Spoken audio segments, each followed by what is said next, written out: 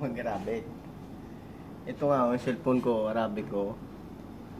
Kasi marunong na ako mag-Arabic. Ayan, that means, yan na. That means message.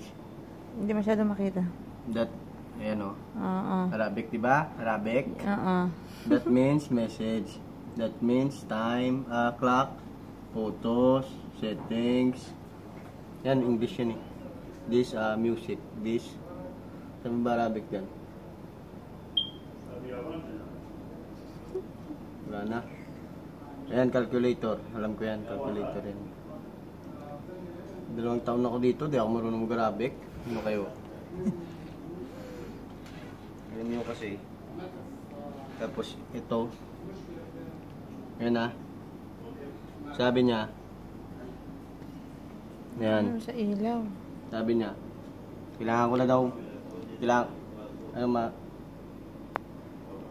Ano maliwanag? Bawasan. Ay. Bawasan muna natin. Yan. Yan, ayos. Meron lang konti. Ito pa. Ganun. Yan. Sabi niya, yan o.